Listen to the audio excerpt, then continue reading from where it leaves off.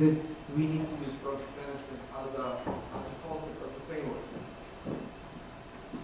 So, again, if you say, why should I care about this? Well, again, if you want to get things done, if you want to keep your life together in terms of moving forward with your career, etc., you have to apply and you have to use it. I have to say that a lot of us who pass PMP and we just forget about teamwork, we are kind of shooting ourselves in the foot right there because we spend so much time to learn that concept and now we're not using it. It's not about using it again, it's about spreading the word and that thing really works. Feedback makes sense. It's a boring material until you pass exam, but after you pass exam, feedback makes sense. It changed my life significantly. If I didn't read the feedback, I wouldn't be here today. If I didn't read the feedback, I wouldn't work on 4 different continents. Seriously. And they don't pay me to say this. So stick with that book and grow. Now, you may say, hold on, I'm not the only one in the company. There are other people who are supposed to do their work, right? Well, functional managers are also project managers. And you remember the first thing was unreasonable customer expectations, right? So even on the assembly line nowadays, we see customization, heavy customization, made for order, etc. So in that kind of global work environment, when the customer is getting more and more demanding, project management is getting into assembly lines as well. And I had a curse of blessing to work in all kinds of industries, right? Even manufacturing and microprocessing and healthcare and government, whatever. And I can see, like 15 years ago, when nobody was like project management, and now you can see when functional managers are absorbing project management skills. They're still called functional managers, but actually they're real project managers. And that's the message that we should give to somebody. Who is that? Who's supposed to know about this idea that you want to deploy project management in our company? Who's the one who would say, I'm giving blessing for that? CEO. And I came up with this idea like 12 years ago. I said, wow, man, this is really working. And then I'm asking, how come these do? You just don't want to go. Well, that's job 2, right? So I was thinking like a CEO should look at the company as a project manager. So instead of managing silos that don't talk, cross-functional units, functional units, and then trying to cross-function them, that doesn't work anymore. You need to look at your company as a number of projects. So how do you call number of projects within your organization? Who said it?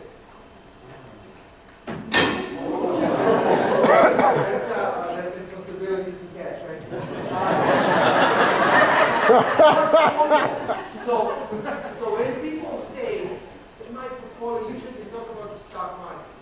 And let me tell you, I don't do stock market because I don't believe in that. Don't get me wrong, right? You build your own fortune with your own hands. If I would be investing in the stock market, the first thing that I would like to know about the company is how much is the successful completion rate of their project portfolio. How many projects did they deliver on time, on budget, on schedule?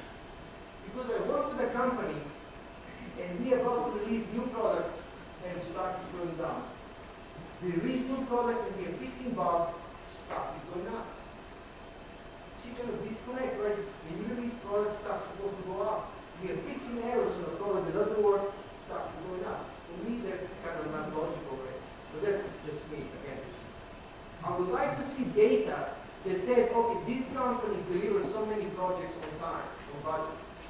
This is the utilization factor within this company, that how much they get in return based on their resources, etc.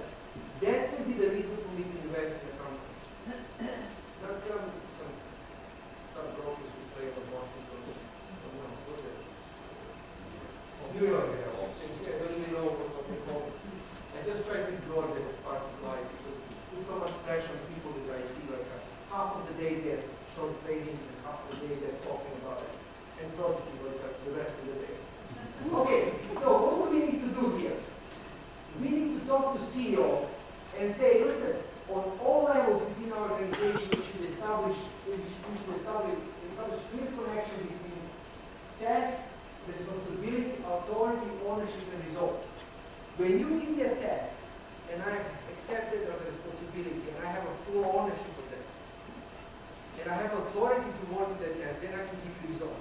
You cannot give me a test and then ask for result if you don't give me all these. And I'm talking not only at a corporate level, like our CEO, but I'm also talking about your vice president, your project managers, and your engineers who's flew on the assembly line or whatever. He needs to be responsible, to have ownership, responsibility for what he's doing and to deliver eventually. Only in that way you can hold company together and move forward. What is the issue that I see these days? We are all committed and we stay for company with the same company 5, 10, 20 years. And how long our upper management stays in the company? So later I'm talking about strategic, tactical, and operational goals. So I just want to throw a line here. Like for me, if company strategic goals are supposed to be 3 to 5 years, and every 2 years we have a new CEO. So how we achieve? What are the strategic objectives that we're trying to achieve? But I cannot have that attitude on a project level because it would be disaster. If every 2-3 months you bring new project manager, what will happen to your project? So that's something that we really have to push throughout the organization. I know it's a challenge, it's not easy. I'm a consultant, it's easy for me to say you've got to do that. You have to work with those people 8 hours a day, every day. But still, it's very important that we do that because others are doing over there. Okay, now what is the PM objective? What is the number one thing for project management?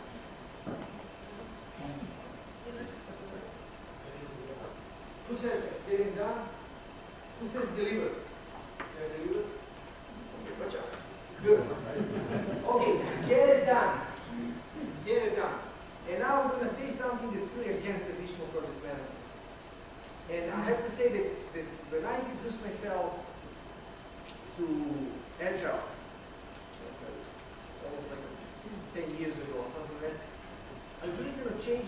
First of all, PaintBuck changed my mind, and then this thing changed a little bit more, etc. And now I found out that really, project management is to get things done, and done is whatever is acceptable by the stakeholders. And done is kind of fluid, flexible thing.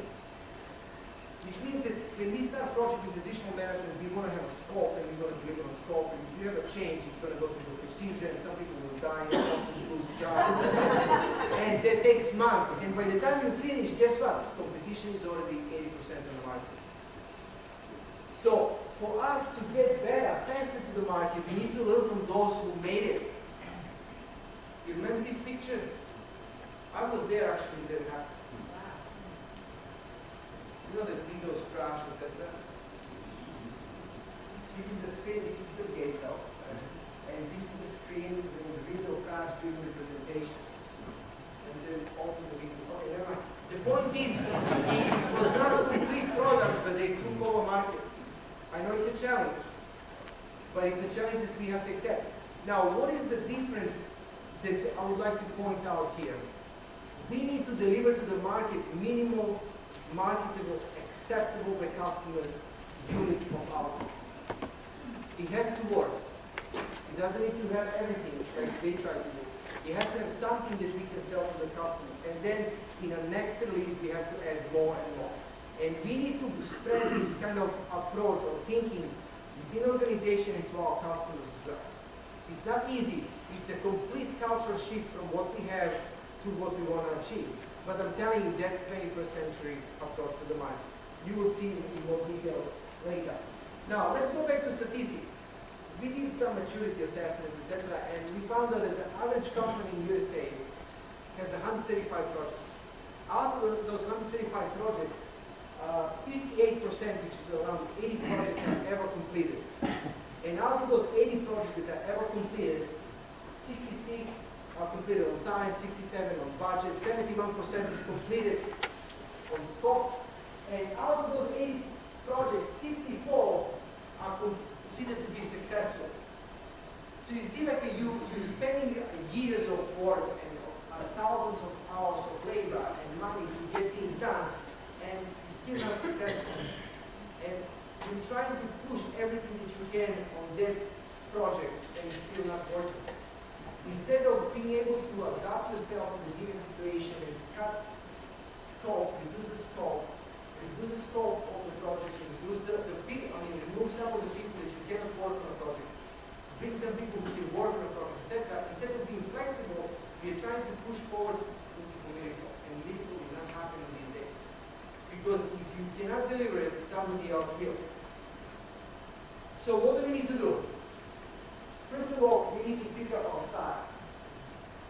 And how many of you have read the Prince2 manual? How many of you know what's Prince2? Right? What's a Prince2? European embodiment. Okay. It's written by British Royal Academy or something. You can just see bureaucracy, British Royal Academy. Do you know how many processes they have? How many processes has fourth edition, people at fourth edition? How many processes? Well, those are processes. 42. How many processes? 42. How many? 42. 40? 42 on page 43. Okay, on the pinback, okay? So 42 processes. Prince2 has 156 processes. And then you move this like a Prince2, this is pinback, and this is agile.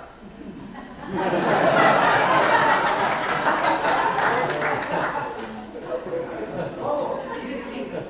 All three of them can deliver. All three of them can deliver. It's proven, it's working. But we need to find out what is the one that will work for us right now. And that's why we have to adapt the situation. As a matter of fact, right now I manage projects that first of all, we have a kind of construction effort, and then we have a hardware effort, mechanical, we have research and development, we have software, etc. For each of these milestones, I have a different approach, a framework that I use, which makes my life very busy and creative. I don't mind being busy. But that's the point. You learn tools and you apply tools as they need it. You use them when you need it. Use them when you need it. If you don't need them, don't ask for them. If you don't benefit from the status limit, don't have it. We'll talk about it. Okay. So what other things? Projects are a live thing. Be proactive. Look what's around the corner. And that's the science of project management. When everybody's screw, you're supposed to look around the corner and expect something, build something, plan something that will come. I recommend that we plan per inch instead of planning for the entire project. Somebody called it, I forgot the name of the gentleman, he called that approach inch management. And that's what we need to manage. Inch at a time. And we need to plan inch at a time. That's how, if you make a mistake, it will be 5% of the inch. It's not going to be 5% of 10 million. Or whatever, 2 years. Be innovative and keep integrity. Even today when I said I'm going to change the scope, I want to keep my integrity, I want to be ethical, I want to tell you what I feel about the subject, if I want to change the subject, etc. Why do I want to do this? To set up expectations. My expectations, team expectations, etc. So once you set up expectations, you build integrity, people start trusting you. So if you continue to that project, to that organization, the trust is built. And what is the best power position that you can have in your group? Your power positions. Forcing, rewarding, punishing, those are power positions. Which one is the best? All of those are good. I like forcing. But which one is the best? If people like you or listen to you because you are expert. Because you're expert. And that's what you want to build. Expertise. You learn things. Start reading Prince2. They say, hey, honey, before we go, honey, take a look at this subject. Prince2, 156 processes. Now, again, use different frameworks. Use social media to build your team.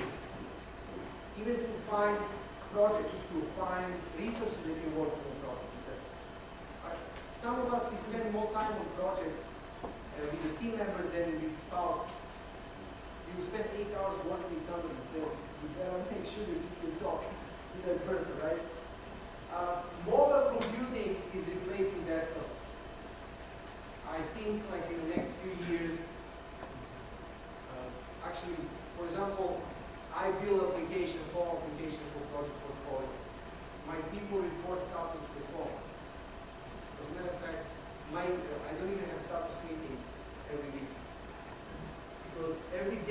get responses from them already.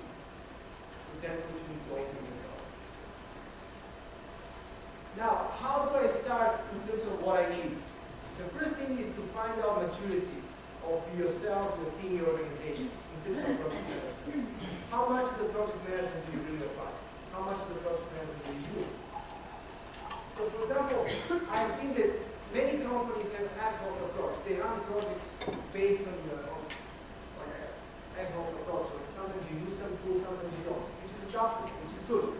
But over a period of time, you will find out that some of the tools are bringing some good to the team, to the project. Those tools can be considered as best practices, and if the organization accepts it, it becomes standard. Over a period of time, you want to optimize the standards and continuously improve. And those are the maturity levels that you should look in your organization. If you have a standard within your organization, then you should start looking for some improvements that you can make, some challenges. Because there is always some bottleneck to correct. Again, these decisions are made from the top. As a project manager, I can't walk in and say, for now, everybody will do this within the organization. You need to get support from upper management to change anything, or to create a framework at that scale within the organization. Otherwise, we're going to all stay at the ad hoc within our projects. And every project manager will have its own concepts. Have a best practices that you say. Yeah. Would that not be good? No, in my opinion, you develop from ad hoc, you find out that certain tools may work at certain levels of the maturity, and then you accept it as a best practice. And once everybody agrees on that best practice, then becomes standard. And after standard, we can go on the continuous improvement. Because when I establish a baseline, guys, it's critical that we have a baseline within an organization. And this framework of maturity assessment that you come up with would establish a baseline of what you do within the organization in terms of project management. After that baseline, you can see what are the bottlenecks and then move to improve. Here is the challenge that I see, by the way, very fresh. In many organizations, they don't look at the baselines and bottlenecks. They come up with something outside the room and say, okay, I think we should do this. Based on what? Based on your feelings? Just because you read the news or book or you saw something on the airport or on the wall or a commercial. So we need to go back to some statistics and kind of ask people really what we need to improve. Now, the question is, how do I assess maturity assessment within my organization? It's a complex thing, right? Do I need to hire a consultant? No. Of course not. The other day, I was jobless again, and I didn't know what to do with myself and the company side, and I said, I'm going to read a book. And I recommend this book. I don't know this guy, actually, by the way. I don't get paid for this book. And he wrote something that kind of sparked my interest about the subject. He says that we need to adjust ourselves to the environment, and we need to understand our project environment. Is it complicated or complex? And that's the question. Is it complicated or complex? And for those who don't want to read that book, you need to take these two pictures, and when you go to your work environment, you look at these two pictures and say, okay, is it complicated or complex? And then you adjust to that environment. You cannot change that environment from outside. You can change it within. Which means you have to be part of that. You have to join this group and then see. Now let me ask you, which of these two groups, this is by the way NASA Center, right? And these are our friends, Three Stooges. Which of these is more creative? Which one? Three Stooges, because they always operate on an age of chaos. And that's the most creative environment. But they don't produce much, but they're creative. And these guys are well-structured, mission-oriented company with a project, right? So once you establish best practices and standards, you can become these. But at the beginning, you have to go through these things. Mike, can you just turn your mic on instead of going out?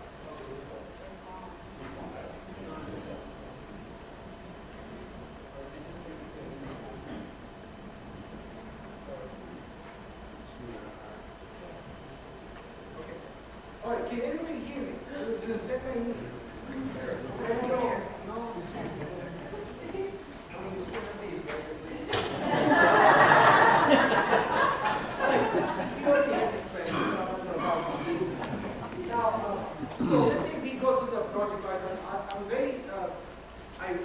strongly believe in people, right? But I'm adaptable.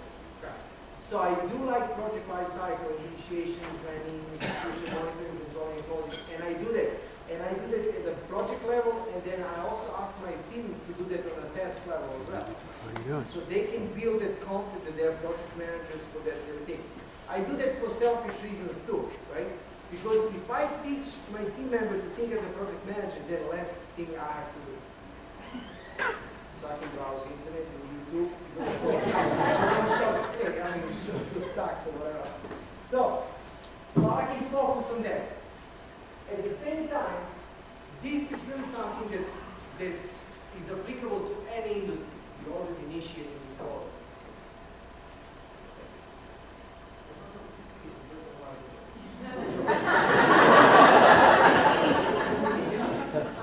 Can you hear me?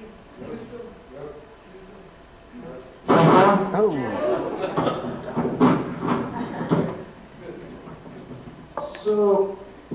So when I was a kid, all right, so initiation, start as soon as possible.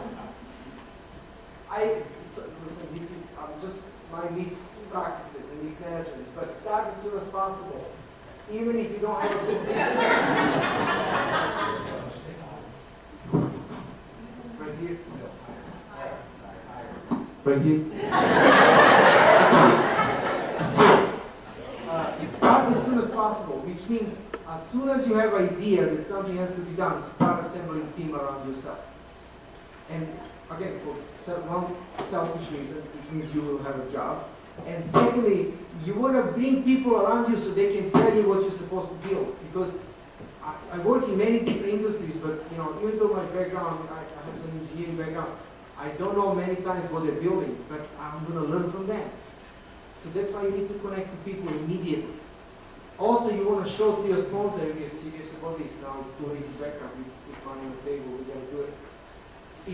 There are more projects than money, which means if you get a project, you have a job. I'm sorry for the message. Okay. So, and then set up the stakeholders' expectations. We already talked about it. So what you expect, what you expect, you learn from the team, you learn from you, you learn from the customer, and vice versa. And then connect project to the higher cause. What is the higher cause? Do you have a clear strategic objectives in your company? That's what you need to connect. You need to explain to your boss's boss, hey, this project is because it says in our mission statement we want to be, in vision statement we want to do this, and this project will directly support that. So we need to connect that. Our projects should have a high visibility. That's how you become visible, and that's how you get promoted, or at least get paid more. Again, refer to this book about the conspiracy of optimism. What is the conspiracy of optimism? When you start a project, or anything that you start, even this meeting today, it started positively in my eyes, and everybody was laughing, right? So you need to take advantage of and kind of keep that optimism within your team. Not like me and say, I'm killing you, like if you don't believe this will happen, or whatever. So keep optimistic and push project forward while you stay paranoid. PM stands for paranoid man. You also tell you project manager, paranoid man. And if you don't think like that, unfortunately, bad things may happen. And I'm paranoid man. And when everybody is laughing, also they love you so Martin is so funny. But he's a serious guy. Stuff like that. So believe in that optimism, but then keep yourself realistically pessimistic, or whatever you want to call it. But that paranoia will help you eventually. You will see in a moment. Now, can anybody tell me major input into initiation process? Good. When you initiate the process, or initiate the project, what is the major input? No, give me call back. Project target is output. Project target is an output. Statement of work, contract, etc. Okay. Sorry for bothering you with those questions. But really, how do you start a project? You start a project and somebody give you work order. So when I get statement of work or contract, that's the work order. That's the same approach that I use when I give the work order or job to my engineer. So there is no difference. They just use a fancy word like a statement of work. Oh, it's a work order and do it. do it on a large scale and then do it on a small scale. Same concept. Now, when you start a project in a perfect world, project a straight line. There are no variations, right? There is no conflict, everything is perfect, right? But we know that that doesn't happen. And as a project manager, we are going to face on our journey many obstacles, roadblocks. What is our objective as a project manager? To move forward. No, don't get it even and don't get justice. Move forward. Sure. Hey, this guy is dying, let him die. Move forward. Move forward always. Because if you get stuck on the issue, then the issue may sink you to the bottom and you become dead end project. You remember that conspiracy of optimism? Everything is good. Push forward. Push forward. We cannot do everything. Well, let's see how much we can do, and I can talk to the customer. Maybe we can reduce the scope. Get some solution. Excuse me. Always move forward. Who is supposed to help you with the conflict in your organization? PMO. And I'm not going to ask you like, what does your PMO do within your organization? But I have seen on many other occasions that PMO is just a mentoring center, like they do training or something. In my opinion, PMO should match CEO. And the PMO is the one that could say, our company delivers 67% of the project on time. Invest in our project. In the perfect world, if I have power, I would say every company has to say how many projects they deliver on time. So that's PMO function. And I don't see that nowadays. PMO is supposed to help you connect strategic, tactical, and operational goals. We don't have that. You don't, I don't want to insult you, but let's say in my opinion, I've worked for some companies, they don't even know how many projects they have. And there are people coming and sitting in cubicles and doing nothing, just because it's a big company. Downtown Chicago, high-rise building, and many floors, somebody has to occupy those floors, so bring them in. So if you have these project priorities, and then you start connecting strategic, tactical, operational goals, we will deliver. It's proven. In this world, I work only for one company, and I don't want to mention the name of the company, that if you're not part of the project, and if you're not reporting your hours against project, you're going to talk to HR lady. To see what's going on with you. So how can you do a job? So there are so many projects you can do. Seriously, that's what you need to look at. Project priorities, and you're reporting yourself on your time against those projects. Now, for large companies who have a cross-functional project, I found out another tool that may help you in one way. It's called Stage Gate Management, built by Cooper. So, in a nutshell, you secure throughput within your organization by handshaking or transferring deliverables from one unit or silo to another. When you finish your work, you handshake to another unit. What is the issue with this? You put a state structure around your project, definitely. But the issue that I found out is that nobody follows. So I found out one interesting thing, like for example, you're calling people to sign a release so you can go to the next gate. And there are 5 people and 2 of those 5 people are dead. And that's not the worst thing. They died 2 years ago, but nobody knows about it. So you follow the structure to find out that you bring somebody like me to work around. So we are like at stage 4, and they are still asking me to complete papers for stage 2 or whatever. It happens. So in other words, if it's not applicable or you're not using it, drop it. It's so demotivating to people to upload files and status reports when they don't know. Excuse me, nobody reads that. It's very demotivating. And you know the movie Office Space, right? True story. True story. Now, if we talk about planning, we already said that we should plan inch at a time. And if you make a mistake, it's more like an inch. It's not like 3 months of work. I strongly believe in that approach. Start calling, and I'll go see what they mean. I do believe that that's the right approach. You get things together and you let them think about the project. How much time they're going to space on that? Month? You can afford it for the results and benefits that you will get down the line. Because again, scope is fluid, market is fluid, customer expectations change. And our friend Reynolds, Larry Reynolds, said that unreasonable customer expectations will sink us. So we have to be ready for that, to respond on that. When you bring team, you bring maturity, you build early, when you bring team early in a project, you build that maturity. So team learns to self-manage and self-organize themselves, which is another selfish reason because less work for me. If I build that maturity within you, that whatever you grab, you deliver, less work for me. I don't need to look over your shoulder, etc. By the way, when we plan, how many different types of scope do we have? If I'm bothering you with these questions, we can go back to standing and sitting. if you don't know this answer to these questions, stand up. Okay, product and project scope. Why is this important? The product and project scope would define the physical output, product scope, and project scope work that I need to put together, which is connected to the vision and mission statement of my company. So you see now, I break down vision statement into project scope, into product scope, and mission statement into project scope. Vision statement is how we do things, and vision statement is what we want to achieve. Now, I have an example here, Fukushima and Reds. Now, Fukushima is like a disaster, and I don't want to, it's really representative of what happened. But recently I was reading, they said that actually nuclear plant had a problem because of the Reds.